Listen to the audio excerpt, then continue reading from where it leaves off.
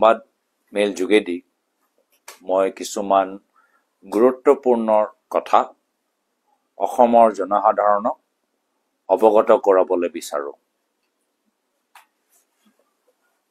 বিধানসভা নিৰ্বাচন লৈ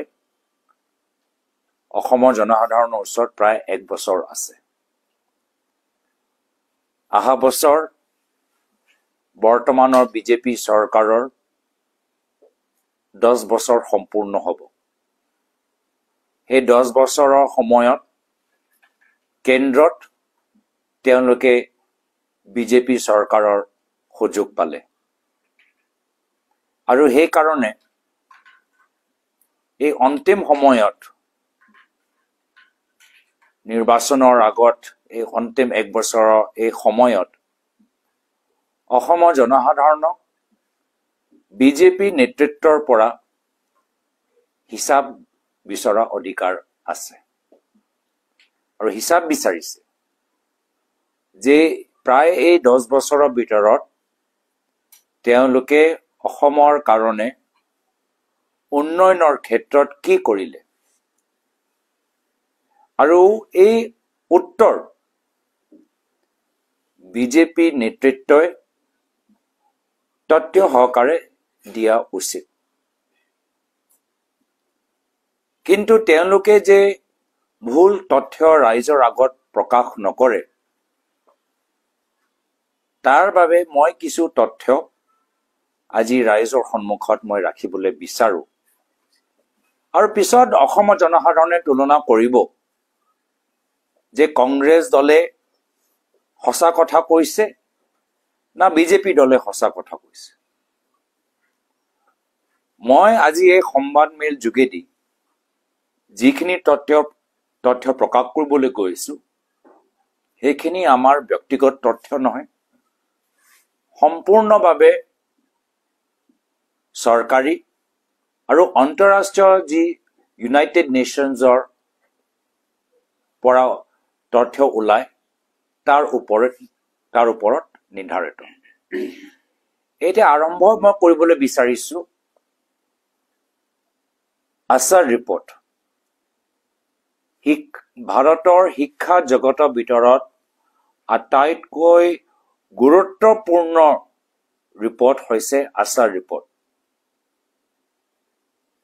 আৰু 2 দিন আগত আছাৰ ৰিপৰ্ট 2024 আহিলে আৰু মই সকলোকে সেই ৰিপৰ্ট অধ্যয়ন কৰিবলৈ অনুৰোধ জনাইছো। আৰু দুখৰ কথা যে আজি শিক্ষা জগতত অসম আগবাঢ়ি যোৱা নাই, অসম পিছপৰিহে গৈছে। আছাৰ ৰিপৰ্টৰ যে এনৰোলমেণ্ট ৰেট মানে স্কুলৰ ভিতৰত কিমান ল'ৰা ছোৱালী ভৰ্তি হৈছে, আজি এনৰোলমেণ্ট ৰেট আগতকে কমিহে গৈছে। অন্য ৰাজ্যত আগতকে বেছি ল'ৰা ছোৱালীবোৰ স্কুল যাবলৈ আৰম্ভ কৰিছে, তেওঁলোকৰ এনৰোলমেণ্ট ৰেট বাঢ়িছে। অসমত আমি ইয়াৰ বিপৰীত আমি পৰিস্থিতি দেখা পাইছো। 2018 চনত অসমৰ ভিতৰত এনৰোলমেণ্ট ৰেট আছিলে 71.7%। 2024ত এইটো কমি আহিলে 69.9% লৈ, য'ত দেশৰ ভিতৰত নেশ্যনেল এনৰোলমেণ্ট ৰেট বাঢ়িছে 65 পৰা 66% বাঢ়িছে, আমাৰ ইয়াত কমি আহিছে। মানে অসমৰ অৰ্থনৈতিক পৰিস্থিতি এনেকুৱা হৈছে যে অসমৰ অভিভাৱকসকলে আজি স্কুলৰ পৰা নিজৰ ল'ৰা ছোৱালীখিনি বাহিৰত ওলাই লৈ গৈছে। হ'ব পাৰে আৰ্থিক দুৰ্বলতাৰ বাবে, আৰু কি কাৰণ হ'ব পাৰে। আমাৰ লোকৰ বাবে এটা লজ্জাজনক কথা যে য'ত দেশখনৰ ভিতৰত এনৰোলমেণ্ট ৰেট ক্ষেত্ৰত আগবাঢ়ি গৈছে, আজি বৰ্তমান অসম চৰকাৰ আজি বিফল হৈছে। গ্ৰেড 3 লিটাৰেচি মানে যিগৰাকী ছাত্ৰ ক্লাছ 3ত পঢ়ে, সি ক্লাছ 2 সি মেথমেটিক্স কৰিব পাৰে নে নোৱাৰে, বা ক্লাছ 3 যে টেক্সট বুক ক্লাছ 3 ভিতৰত পঢ়ি থকা ল'ৰা ক্লাছ 2ৰ ভিতৰত যিখিনি টেক্সট বুক ওলায় সেইখিনি ভালকে পঢ়িব পাৰে নে নোৱাৰে, নে আমি এনে ল'ৰা ছোৱালীবোৰ পাছ কৰি গৈছে। আমি দেখা পাইছো যে আমাৰ অসমৰ ভিতৰত পাৰফৰ্মেন্স ভাল হোৱা নাই। ASHA report bote percentage of grade 3 children who can read grade 2 text has dropped from 14.4% in 2018 to 13.2% in 2024. কিমান লজ্জাজনক কথা আজি অসমৰ শিক্ষা বিভাগ কি কৰি আছে মুখ্যমন্ত্ৰী হিমন্ত বিশ্ব শৰ্মা ডাঙৰীয়া প্ৰাক্তন শিক্ষা মন্ত্ৰী হিচাপে তেওঁ কি পৰিস্থিতি সৃষ্টি কৰিছে আজি যদি মই শিক্ষা জগতৰ পৰা ওলাই আহি মানৱ উন্নয়ন ইনডেক্সৰ কথা কওঁ আজি 2022 চনত অসমৰ ৰেংক 37 ষ্টেটছৰ ভিতৰত অসমৰ ৰেংক হৈছে 32 in terms of human development মানে মানুহৰ উন্নয়ন হোৱাই নাই আৰু এই হিউমেন ডেভেলপমেণ্টত কি দেখা যায় স্বাস্থ্য দেখা যায় চিকিৎসা দেখা যায় এডুকেশ্যন দেখা যায় আৰু ইনকাম দেখা যায় আৰু হেয়া হৈছে বৰ্তমান বিজেপি দলৰ তেওঁলোকৰ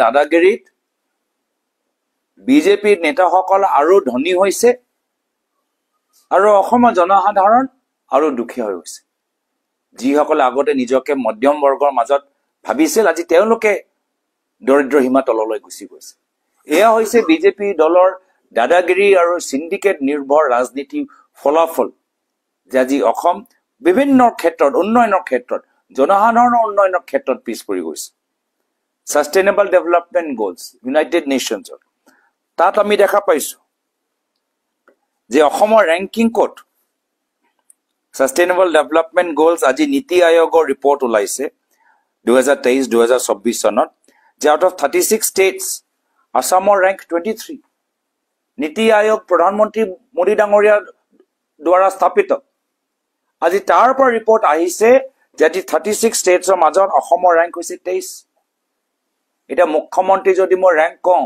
কি ধনী মুখ্যমন্ত্ৰী তালিকাত তেওঁ কিমান ৰেংকত আছে তেতিয়া আকৌ মানুহে অবাক হ'ব যে তেওঁটো নৱম স্থান গৈ পাই গৈছে কৰৰপতি হৈ গ'ল অসমৰ আইসকলক লখপতি বাইদেউ সপোন দেখুৱা মুখ্যমন্ত্ৰী নিজে কৰৰপতি হৈ গৈছে অসমৰ ভিতৰত এগৰাকী বাইদেউ লখপতি হ'ব পৰা নাই লখপতি বাইদেউ হ'ব পৰা নাই কিন্তু মুখ্যমন্ত্ৰী কৰৰপতি মুখ্যমন্ত্ৰী পৰিয়াল কৰৰপতি এয়া হৈছে বিজেপি দলৰ ৰাজনীতি আৰু এইখিনি কথা অসমৰ জনসাধাৰণক বিজেপি দলৰ পৰা সোধা উচিত যে তোমালোকৰ 10 বছৰ হ'ল কেন্দ্ৰত তোমালোকৰ চৰকাৰ উন্নয়নৰ ক্ষেত্ৰত কি কৰিলা ল'ৰা ছোৱালী শিক্ষাত কি কৰিলা চিকিৎসা ক্ষেত্ৰত কি কৰিলা মানৱ উন্নয়নৰ ক্ষেত্ৰত মানৱ কল্যাণৰ ক্ষেত্ৰত কি কৰিলা আমি দুখীয়া হৈ গলো আমি জিএসটি দি থাকিলো আৰু তোমালোকে কৰৰপতি কেনে দৰে হৈ গলা আমাক লখপতি বাইদেউ বুহা প্ৰতিশ্ৰুতি দি থাকিবা আৰু তোমালোকে ধনী ধনী কৰৰপতি হৈ থাকিবা তো এইখিনি কথা আজি মই ল'বলৈ বিচাৰিছো এটা এডভান্টেজ আসাম কৰিবলৈ বিচাৰিছে জাপানত গৈ সাউথ কোৰিয়াত গৈ অসমৰ ভিতৰত কিয় ইনভেষ্ট কৰিব লাগে যুক্তি দিবলৈ বিচাৰিছে এই একে যুক্তি আমাৰ অসমৰ থলুৱা উদ্যোগত কিয় দিব পৰা নাই অসমৰ থলুৱা উদ্যোগত তেওঁলোকে কিয় সমৰ্থন দিব পৰা নাই আজি ministry of micro small medium এণ্টাৰপ্ৰাইজেছৰ 19-20 এনুৱেল ৰিপৰ্ট আহিছে তাতে লিখিছে যে আজি অসমৰ ভিতৰত আগতে এটা সময়ত 12 লাখ এমএছএমই আছিল এই 12 লাখৰ পৰা এটা 10 লাখ লৈ গ'ল মানে প্ৰায় 2 লাখ এমএছএমই বন্ধ হৈ গ'ল এয়া হৈছে বৰ্তমান চৰকাৰৰ আজি তেওঁলোকৰ নীতি নিয়ম এডভান্টেজ আসাম 2 পাতিবলৈ গৈছে এডভান্টেজ আসামৰ একৰ ফলাফল দিয়ক এই সময়ত 63 প্ৰজেক্ট তেওঁলোকে সহি কৰিছে এই 63 প্ৰজেক্টৰ ভিতৰত মাত্ৰ 10টা প্ৰজেক্টে কিবা ফলাফল আমি দেখা পাইছো 63 ভিতৰত 10টা এয়া হৈছে তেওঁলোকৰ কাম আজি GSDP gross state domestic product আকৌ নীতি আয়োগৰ ডেটা অসমৰ ৰেংক কিমান 17th rank per capita income 80,000 national average ke kom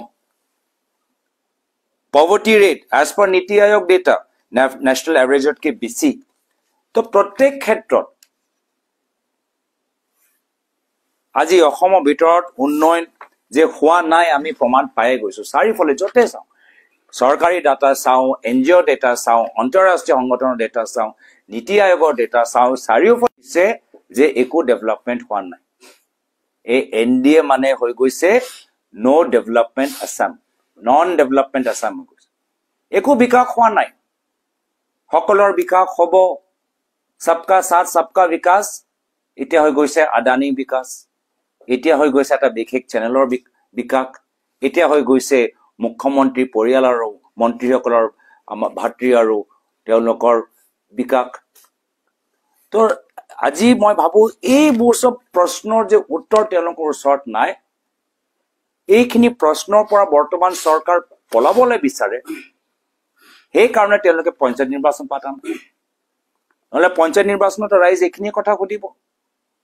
আজি ইনফেণ্ট মৰ্টালিটি ৰেট, আজি ইয়াৰ ওপৰত শিশু মৃত্যু দৰ আজি আমাৰ এতিয়াও নেশ্যনেল এভাৰেজতকৈ বেছি, আমি নিয়ন্ত্ৰণ কৰিবলৈ পৰা নাই। তো আমাৰ দুখীয়া মানুহে কি বিচাৰে? উন্নত শিক্ষা, উন্নত চিকিৎসা আৰু সংস্থাপন। এইখিনি তেওঁলোকে যে নৈতিক তেওঁলোকৰ কাম কৰিব পৰা নাই। আৰু তাৰ বাহিৰে কি চলি আছে? কয়লা চিণ্ডিকেট চলি আছে, এইখিনি তেওঁলোকৰ কাম হৈ আছে। তো ৰাইজ এতিয়া গম পাই গৈছে, এতিয়া বিভিন্ন চৰকাৰী আঁচনি একো খালি মানে নামতে, কাগজতে। জল জীৱন মিছনত কিমান আজি আমি দেখা পাইছো যে কিমান জল জীৱন মিছনত কামখিনি হোৱা নাই, টেপ ৱাটাৰ দিব পৰা নাই, পাইপ আছে পানী যোৱা নাই। আয়ুষ্মান ভাৰতত আজি কিমান হস্পিটেলৰ ভিতৰত, প্ৰাইভেট হস্পিটেল, পাব্লিক হস্পিটেলৰ ভিতৰত আয়ুষ্মান ভাৰত আঁচনিৰ যোগেদি মানুহ একো সহায় পোৱা নাই, হস্পিটেলৰ একো সহায় পোৱা নাই। আজি নেশ্যনেল গ্ৰীণ ট্ৰাইব্যুনেলে নিজে কৈছে যে আজি আমাৰ অসমৰ ভিতৰত ফৰেষ্ট কভাৰ কমি গৈছে।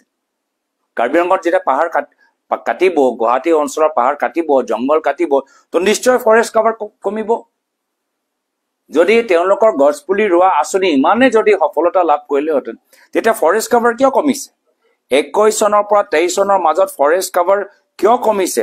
প্ৰায় 80 ডাটাটোৰ পিছত ল'ম, কিন্তু এইটো বিভিন্ন আমাৰ নেশ্যনেল গ্ৰীণ ট্ৰাইব্যুনেলৰ ডাটা ওলাইছে, ইণ্ডিয়া ষ্টেট অফ ফৰেষ্ট ৰিপৰ্টৰ ডাটা ওলাইছে। আনকি কেন্দ্ৰীয় চৰকাৰো এতিয়া লাহে লাহে ৰাজ্য চৰকাৰক সমালোচনা কৰিবলৈ বিচাৰিছে, আৰু বিভিন্ন কোৰ্ট, ট্ৰাইব্যুনেল, গুৱাহাটী হাইকোৰ্ট এতিয়া ৰাজ্য চৰকাৰৰ পৰা উত্তৰ বিচাৰিছে। যিদৰে অসমৰ জনসাধাৰণে উত্তৰ বিচাৰিছে, এতিয়া একে কেন্দ্ৰীয় চৰকাৰো উত্তৰ বিচাৰিছে, আৰু আমাৰ গুৱাহাটী হাইকোৰ্ট এতিয়া উমৰাংচাও এই কয়লা খননৰ ক্ষেত্ৰতো, অবৈধ কয়লা খননৰ ক্ষেত্ৰতো ৰিপৰ্ট বিচাৰিছে। তো এয়া হৈছে আমাৰ লোকৰ উদ্দেশ্য যে বিজেপি নেতৃত্ব মুখ্যমন্ত্ৰী হিমন্ত বিশ্ব শৰ্মা ডাঙৰীয়া অসমৰ জনসাধাৰণক নিজৰ 10 বছৰ বিজেপি চৰকাৰৰ কাৰ্যকালৰ হিচাপ দিয়ক। ৰাইজক ভুৱা প্ৰতিশ্ৰুতি দিয়া বন্ধ কৰক, সাংবাদিকসকলক ভয় খোৱা বন্ধ কৰক, চৰকাৰৰ বিপৰীত নিউজ ওলালেই যে সাংবাদিকসকলক ভয় খুৱাবলৈ তেওঁলোকে যে ৰাজনীতি কৰে, চেনেলৰ মালিকক এডভাৰটাইজমেণ্ট নিদিওঁ, চৰকাৰী পইচা নিদিওঁ, এই ধমকি যে দিয়ে, এই ৰাজনীতি বন্ধ কৰক। আপোনালোকে শাসনত আছে, শক্তি আছে আপোনালোকৰ ওচৰত।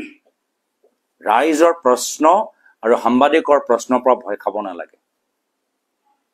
ৰাইজৰ সমালোচনা আৰু বিৰোধী দলৰ সমালোচনা শুনা শক্তি, সাহস থাকিব লাগে। অলপ সাহস গতাবলৈ মই তেওঁলোকক অনুৰোধ জনাইছো। আমালোকৰ কণ্ঠ ৰুদ্ধ কৰাতকৈ সাহসৰে আমাৰ কথাখিনি শুনক, আৰু যদি ভুল হৈছে স্বীকাৰ কৰক। 1 বছৰ ৰাইজে এতিয়াও আপোনাক দিছে, কামখিনি শুদ্ধ কৰক। পিছত গৈ তেওঁ সকলোৱে জানে যে নিৰ্বাচনত কি হ'বলৈ গৈ আছে। তো আজি এইখিনিয়ে কথা মই ৰাইজক এই সংবাদমেল যোগেদি মই জনালো, আৰু মই ইয়াত উপস্থিত থকা সাংবাদিকসকলক মোৰ আন্তৰিক ধন্যবাদ। ইংৰাজী নতুন বছৰৰ শুভেচ্ছা, লগতে পলমকে হ'লেও বিহুৰ উল্লেখ যাচিছো। কেতিয়া মুখ্যমন্ত্ৰী বাহানা চাওক, যে নিৰ্বাচন কি ক'লে তেওঁ, যে পৰীক্ষা যিদিনা শেষ হ'ব সেইদিনা আমি পঞ্চায়ত নিৰ্বাচনৰ তিথি তাৰিখ ঘোষণা কৰিম। নিৰ্বাচন কেতিয়া কি পৰীক্ষা কেতিয়া শেষ হ'বতো আমি আগতেই জানিম, স্কেডিউলবোৰ ওলাই আহিব। তো সেইখিনিয়ে চাই আগতে তেওঁলোকে ডেটটো দি দিয়ক, যাৰ ফলত যিদিনা পৰীক্ষা শেষ হয় তাৰ 4 দিনৰ পিছত, 3 দিনৰ পিছত নিৰ্বাচন তেওঁলোকে প্ৰক্ৰিয়াটো আৰম্ভ কৰক। ডেট স্কেডিউল নাজানে নেকি? ল'ৰা ছোৱালীবোৰ স্কেডিউল নাজানে নেকি? কি অন্তিম পৰীক্ষা কোনদিনা হ'ব এইটো সবেই জানে তো সেইকাৰণে অন্তিম পৰীক্ষা শেষ হৈ যোৱাৰ পিছত তাৰিখ ঘোষণা কৰিবলৈ ৰৈ কিয় থাকিব লাগে এইটোৱে প্ৰমাণ যে তেওঁলোকে পঞ্চায়ত নিৰ্বাচন তেওঁলোকে ভাবাই নাই কৰিবলৈ আৰু মিত্ৰতা সম্পৰ্কত আমি সদায় কৈছো যে আমাৰ প্ৰদেশ কংগ্ৰেছৰ সভাপতি জিলা কংগ্ৰেছলৈ সুধিছে যে পঞ্চায়তৰ পৰিস্থিতি চাই লোৱা কি ভাবিছা আমাক জনোৱা আৰু মূল যুঁজ পঞ্চায়ত নিৰ্বাচনত নহয় মূল যুঁজ অহা বিধানসভা নিৰ্বাচনত হ'ব আৰু জনসাধাৰণে বিচাৰিছে যে বিৰোধী শক্তিশালী হওক জনসাধাৰণে বিচাৰিছে বিৰোধী শক্তি একত্ৰিত হওক আৰু জনসাধাৰণে বিচাৰিছে যে বিৰোধীসকলৰ মাজত এটা মিত্ৰতা এটা পৰম্পৰা তেওঁলোকে ধাৰণ কৰি ৰাখক এটা প্ৰশ্ন আছে আজি বিজেপি এখন সংবাদমেল কৰিছে এডভান্টেজ আছামক লৈ পেলাই আৰু তাত তেওঁলোকৰ মুখপাত্ৰ সুভাষ দত্ত তেখেতে আপোনাক আক্ৰমণ কৰিছে আৰু কৈছে যে আপোনালোকে আচলতে কংগ্ৰেছে গভীৰ ষড়যন্ত্ৰ কৰিছে এডভান্টেজ আছামক লৈ আৰু সেইকাৰণে আপোনালোকে নতুন কোম্পানী অসমলৈ আহিব নলগাৰ কাৰণে মাত্ৰ এই ধৰণৰ এটা বিষয় আপোনালোকে মই ইতিমধ্যে ক'লো যে প্ৰথম এডভান্টেজ আছামত তেওঁলোকে 63 প্ৰজেক্ট তেওঁলোকে লিষ্ট কৰাৰ পিছত মাত্ৰ 10টা প্ৰজেক্টহে শেষৰ পৰ্যায়লৈকে লৈ যাব পাৰিলে সেইটো দায়িত্ব কংগ্ৰেছৰ নেকি কংগ্ৰেছক গালি পাই থাকক মোৰ আপত্তি নাই কিন্তু যদি আপোনালোকে ভাবে যে কংগ্ৰেছক গালি পাৰিলে আপোনালোকে ৰাইজৰ সন্মুখত নিজৰ ভুল অভাৱ দুৰ্বলতা লুকাব পাৰিব আৰু ৰাইজে আপোনাক বিশ্বাস কৰিব তেতিয়া এয়া আপোনালোকৰ ভুল চিন্তাধাৰা হ'ব এনে ধৰণৰ যুক্তিহীন কথা ৰাইজৰ সন্মুখত আপোনালোককহে দুৰ্বল প্ৰমাণ কৰিছে ৰাইজ আপোনালোককে আৰু বহুত বেছি জ্ঞানী সব কথা ৰাইজে বুজি পাইছে অলপ ভয়ত আছে আপোনালোকৰ পৰা সেইকাৰণে ৰাইজে মুকলিকে নিজৰ কথাখিনি কোৱা নাই কিন্তু আমি ৰাইজৰ পৰা এই ভয়টো আমি নাইকিয়া ৰাইজৰ মাজৰ পৰা এই ভয়টো নাইকিয়া কৰিবলৈ বিচাৰিছো আহা বিধানসভা নিৰ্বাচনত অসমখনত দাদাগিৰি মুক্ত অসম আমি কৰিবলৈ বিচাৰিছো ৰাজনীতিৰ পৰা দাদাগিৰি আমি নাইকিয়া